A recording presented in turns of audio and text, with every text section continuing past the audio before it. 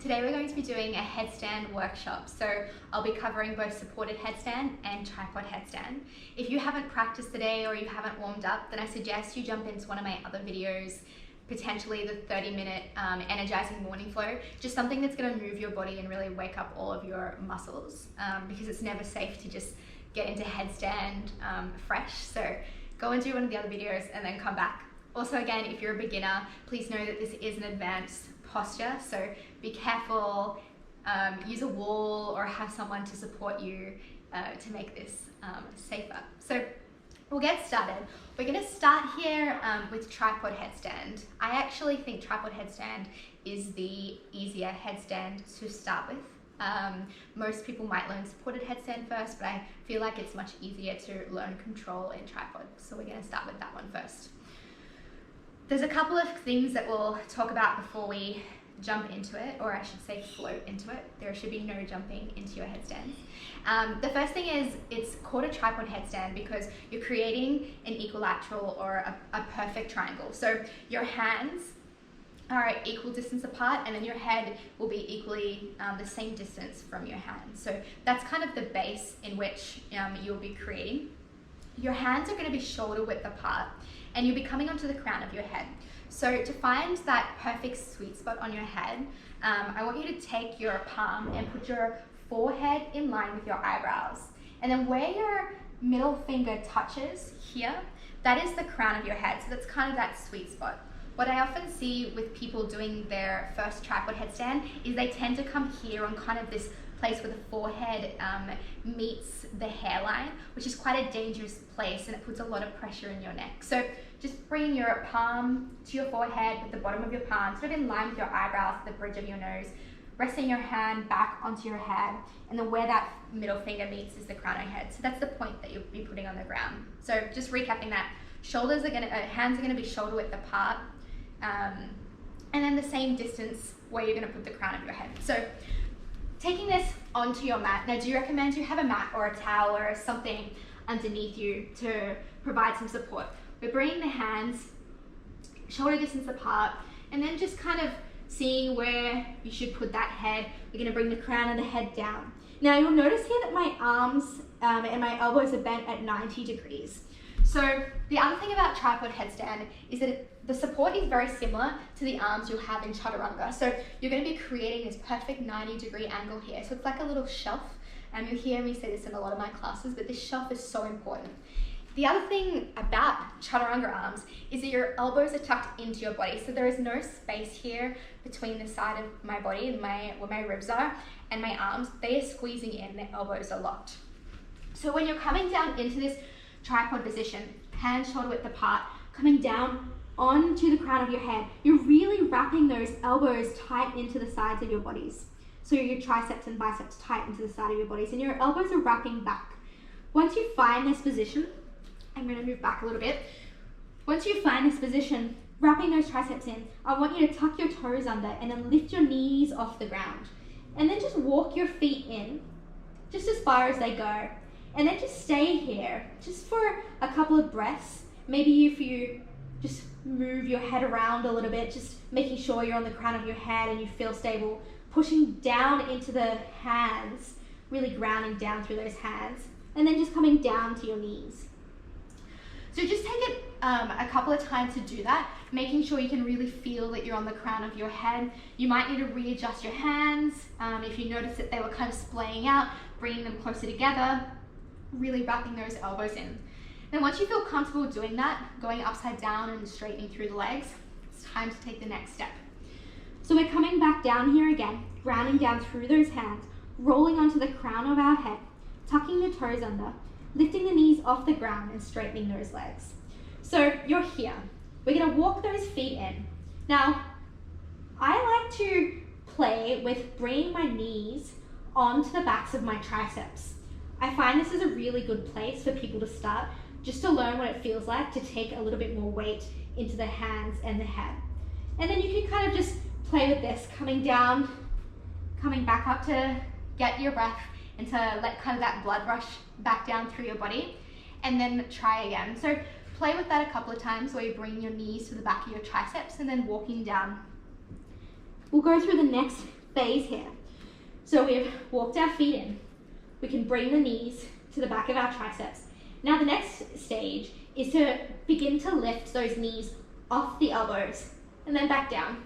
So we're just doing little tucks here. This is a great little ab exercise. It's very hard to talk while doing this. So we're just putting the strength here to straighten the legs. Then once you've mastered this, you can begin to straighten those legs. You can either flex through the feet here or point the toes. Maybe you'll play with doing little splits in the air. And when you're ready to come down, we're coming back down through the same way.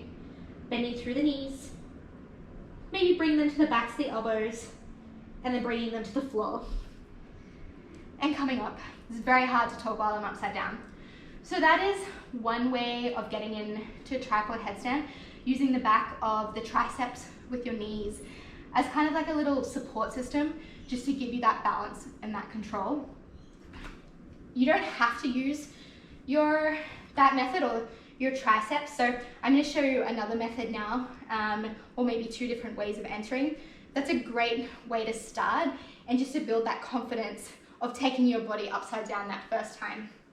So some other ways, once you feel a little bit more confident of getting into tripod headstand, just knowing that the base is always the same. Hands are always shoulder width apart. You're always creating that perfect triangle with your head and your hands, and you're always tucking the elbows in.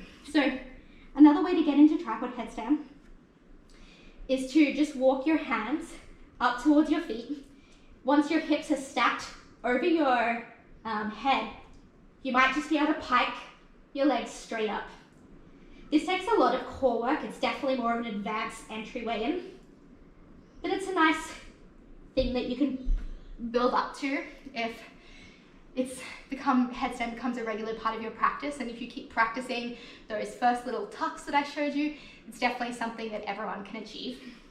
The final way to come into your headstand, your tripod headstand, is something that you'll often be offered in a yoga class, especially a vinyasa yoga class, and that's to come in from your wide-legged forward fold. So often you'll find yourself in a yoga class where you are in a wide-legged forward fold.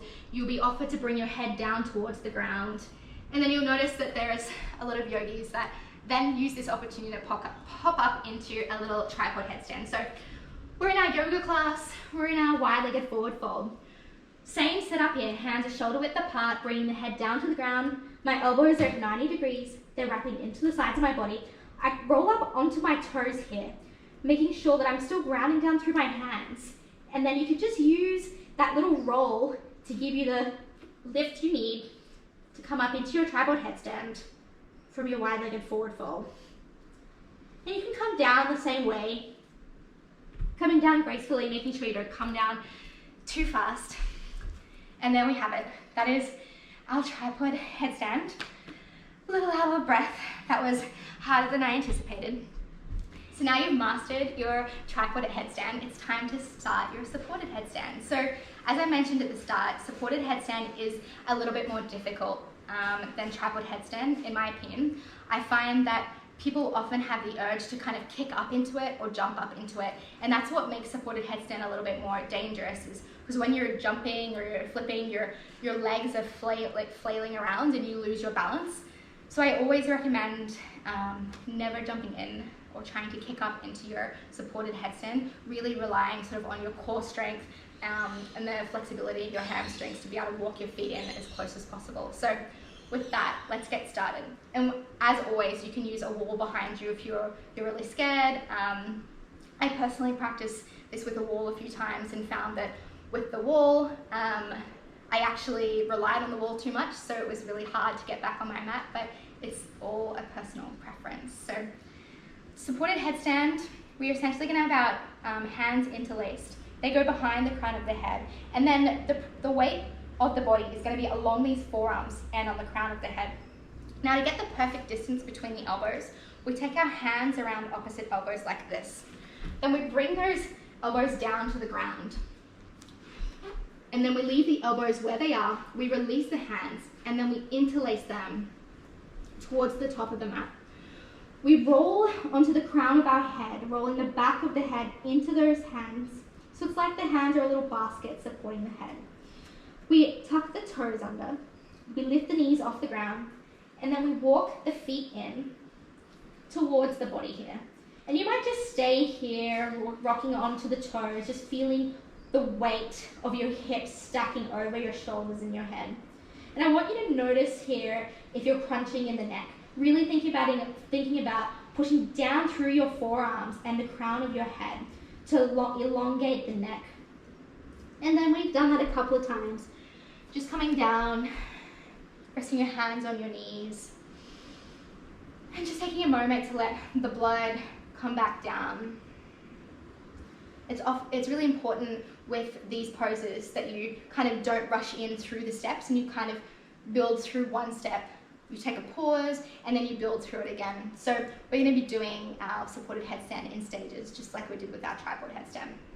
So when you're ready, wrapping opposite hands around opposite elbows, bringing the elbows down onto the ground, releasing the hands, interlacing the hands like a little basket, bringing the crown of your head down to the ground and rocking the back of your head into those hands. Tuck the toes under, lift the knees off the ground, walk the feet in. And now just playing with tucking your knees into your chest. And as you tuck your knee into your chest, I want you to roll onto the very tippy toes of that other leg. And then maybe, just maybe, you'll find yourself in a position to lift both knees to your chest. And then just staying here, finding balance, really grounding down through that entire forearm. And then only straightening the legs when you feel like you have balance. So you can flex your toes here, and imagine you're kicking up through the ceiling, or you can point your toes.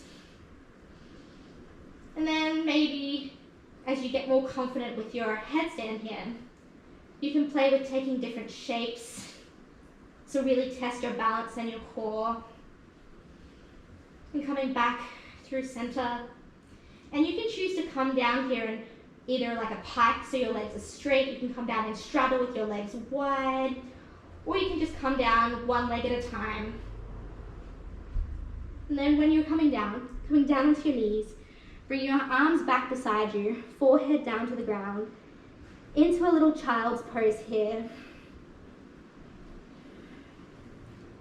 Child's pose is generally always the counter pose we take to headstand. So you'll often find in your vinyasa practice or your practice if you go to a studio or practice online that this is the pose it's always sort of called for after your headstand. And then making your way back up. So that is my little tutorial on headstands. As I said at the start of class, headstands are a practice. These aren't beginner poses. They look cool, but that doesn't mean we should rush into them just to get the shot for Instagram. So please practice carefully, practice safely, and yeah, I look forward to seeing your headstands in the future. Namaste.